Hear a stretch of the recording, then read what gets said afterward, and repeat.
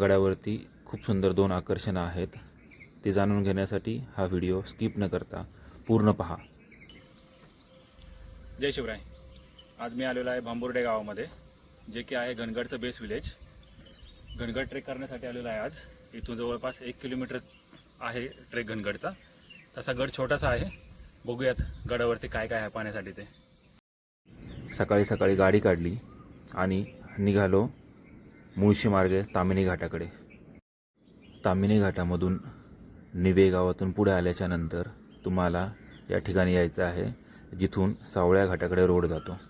इथे हॉटेल जय मल्हार आहे. तिथून आपल्याला उजव्या साईडला जायचं आहे. या रस्त्याने सरळ पुढे आल्याच्यानंतर तुम्हाला डाव्या साईडला कुंडलिका व्हॅली व्ह्यू पॉईंट दिसेल. तिथून सरळ पुढे आल्याच्यानंतर पिंपरी गाव आहे. पिंपरी गावातूनही आपल्याला सरळ पुढे जायचं आहे.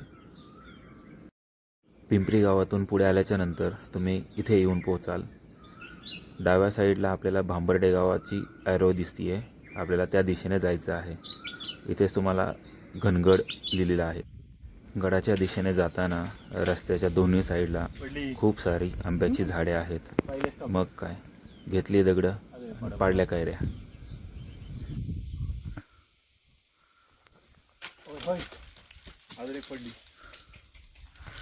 आम्ही सोनवण्याचा नियम.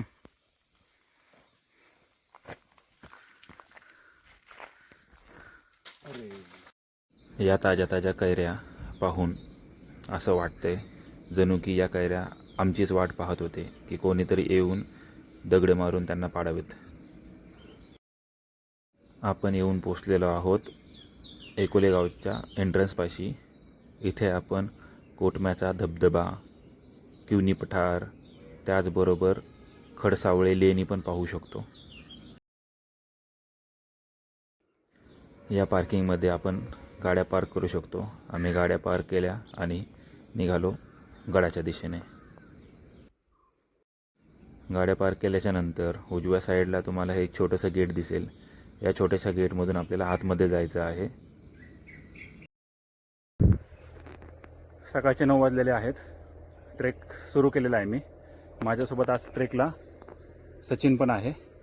चला ट्रेक करूया.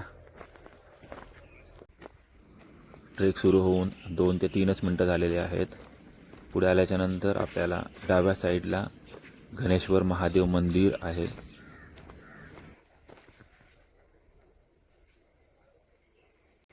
घनेश्वर महादेव मंदिराच्या एक्झॅक्टली समोर या विरगळे आपल्याला पाहायला मिळतात.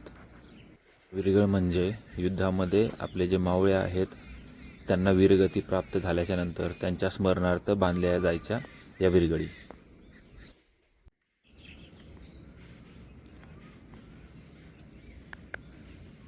महादेवाचं दर्शन घेतलं आणि पुढच्या ट्रेककडे निघालो. ओम नमः शिवाय. हर हर महादेव. शांतता बघा किती इथं.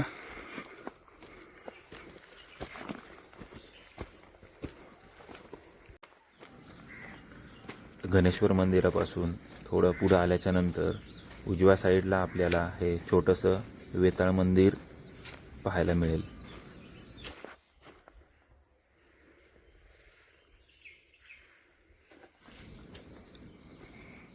इथे एक खूप सुंदर वाक्य लिहिलेलं आहे.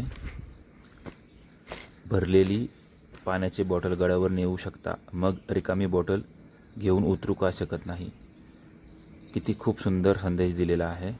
जर आपण पाणी पिण्यासाठी भरलेली बॉटल गडावरती घेऊन जाऊ शकतो, तर ती तिथेच न टाकता खाली रिटर्न घेऊन जाऊच शकतो ना.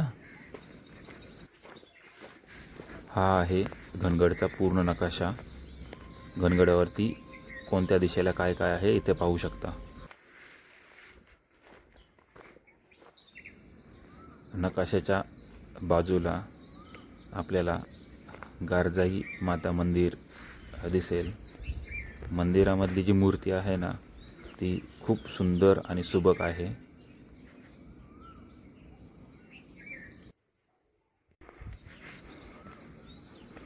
आपण येऊन पोचलेलो आहे गडावरील पहिलं आकर्षण जे आहे त्या ठिकाणी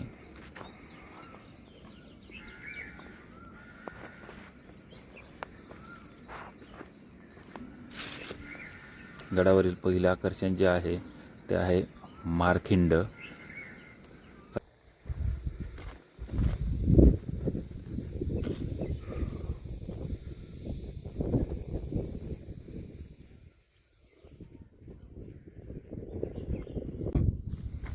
मारखिंडीवरती चढताना विशेष काळजी घ्या, जेणेकरून आपला पाय घसरून आपला तोल जाणार नाही, कारण जर तोल गेला तर खूप मोठा अनर्थ होऊ शकतो.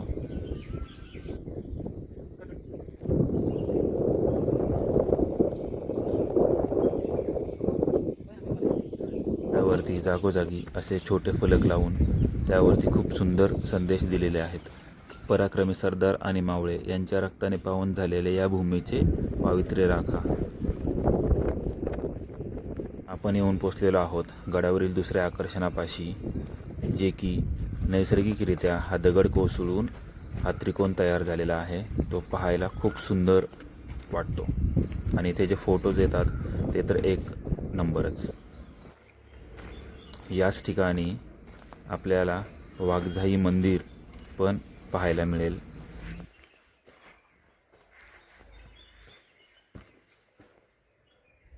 उन्हाळ्याचे दिवस असल्यामुळे वातावरण स्वच्छ आहे आणि यामुळेच आपण खूप दूरवरचा परिसर एकदम चांगल्या पद्धतीने पाहू शकतो. इथून पुढे आल्याच्या नंतर डाव्या साईडला बाले किल्ल्यावरती जाण्याचा मार्ग आहे. अजून एक छोटी पाटी लावलेली आहे. दादा स्वतःला गडप्रेमी समजतो आणि दादा स्वतःच गडावरती प्लॅस्टिक फेकतो. असं कसं चालेल दादा?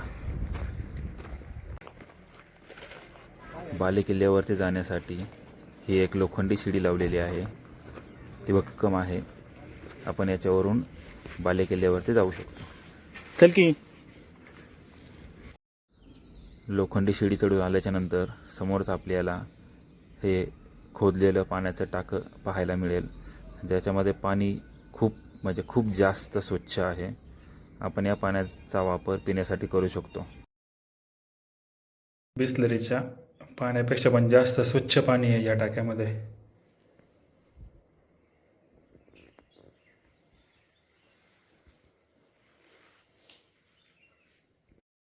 गडावरती खूप सारी पाण्याची टाकी आहेत. बऱ्याचशा पाण्याच्या टाक्यामधील जे पाणी आहे ते पूर्ण हिरवा आहे. टाक्याच्या बाजूचा जो गवत पालापाचोळा जो आहे तो टाक्यामध्ये पडल्यामुळे पाणी जे आहे ते अस्वच्छ झालेलं आहे. गडावर जागोजागी अशा खूप साऱ्या देवड्या पण आहेत, ज्या पहारेकऱ्यांच्या विसाव्यासाठी त्या काळामध्ये गडावरती असायच्यात. गडावरती खूप सारी पाण्याची टाके आणि या देवड्या पाहून प्रथम निदर्शनास येते की गडावरती लोकवस्ती जी आहे ती जास्त प्रमाणात होती. बाले किल्ल्यावरती जाण्यासाठी रस्ता थोडासा व्यवस्थित नाही आहे, परंतु हे जे पाहू शकता साईडला जे आहे ते दोर बांधलेलं आहे. याच्या साहाय्याने आपण बाले किल्ल्यावरती जाऊ शकतो. आपण येऊन पोचलेलो आहोत महादरवाजापाशी.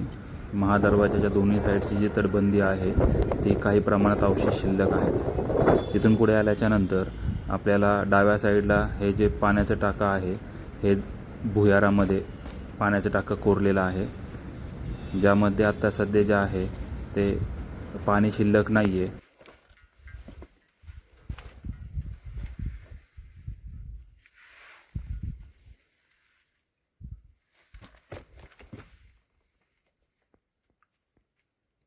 इथे दिशा फलक लावलेला आहे सदरेकडे आणि ध्वजाकडे जाण्यासाठी. पायऱ्या ज्या आहेत त्या थोड्याशा तुटलेल्या अवस्थेत आहेत.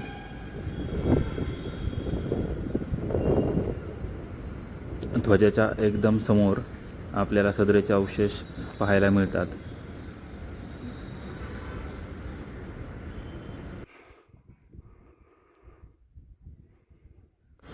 गडाच्या पश्चिम बाजूला आपल्याला जो हात दिसत आहे तो एकदम जवळून आपल्याला पाहायला भेटतो, तो आहे तैलबैल. त्याचबरोबर गडावरून आपल्याला सुधागड, सरसगड, सुरगड तैलबैल, अवचितगड असे गड पाहायला मिळतात. त्याचबरोबर वाघजाई घाट, सुवासिनी घाट, नानघाट, गोवर्धन घाट अशा घाटा पण आपल्याला बघायला मिळतील.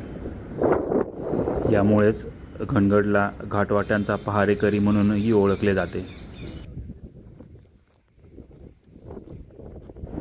ध्वजस्तंभापासून डाव्या साईडने खाली आल्याच्या नंतर आपल्याला समोर जी आहेत ती 2 खोदीव पाण्याची टाकी पाहायला मिळतात, ज्यामध्ये एका पाण्याच्या टाक्यामध्ये पाणी आहे, बट ते पाणी जे आहे ते कचरा पडल्यामुळे हिरवं झालेलं आहे आणि दुसरं पाण्याचं टाकं जे आहे त्या पाण्याच्या टाक्यामध्ये पाणी नाही आहे. या खोदीव पाण्याच्या टाक्याच्या डाव्या साईडलाच म्हणजेच गडाच्या उत्तर दिशेला एक वास्तू दिसत आहे आपल्याला. चला ती वास्तू कोणती आहे ती जाणून घेऊयात.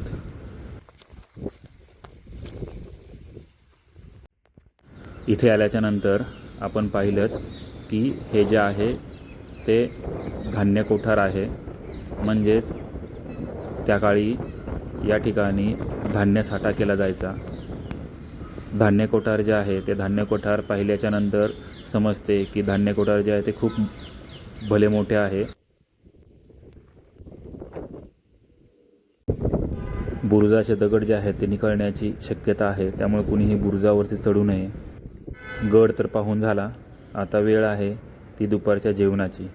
आज उपवास असल्यामुळे भुईमुगाच्या शेंगा, केळीचे वेफर्स, बटाट्याचे वेफर्स अशाच गोष्टी सोबत घेऊन आलो आहे शिदोरी म्हणून. सचिनचा उपवास नाही आहे, त्यामुळे त्याने त्याच्यासोबत पार्लेज जी बिस्किट पण घेऊन आलेला आहे. त्याचबरोबर आम्ही मगाशी ज्या कैऱ्या पाडल्या होत्या त्या कैऱ्या पण सोबत आणलेल्या आहेत खाण्यासाठी. तुम्हालाही जर असं वाटत असेल की दुपारच्या वेळी असे थंडगार ठिकाणी बसून जेवायचं आहे तर तुम्ही घनगडला आवर्जून भेट द्या. जेवण तर झाले, आता वेळ आहे वामकुक्षीची. या थंड वातावरणामध्ये दुपारचं जेवण झाल्याच्या नंतर गडावरच्या सावलीमध्ये वामकुक्षी घेणे म्हणजे जणू स्वर्गसुखच. जर तुम्हाला पण हे अनुभवायचे असेल तर घनगड हा एक सर्वात छान तुमच्या समोर पर्याय आहे.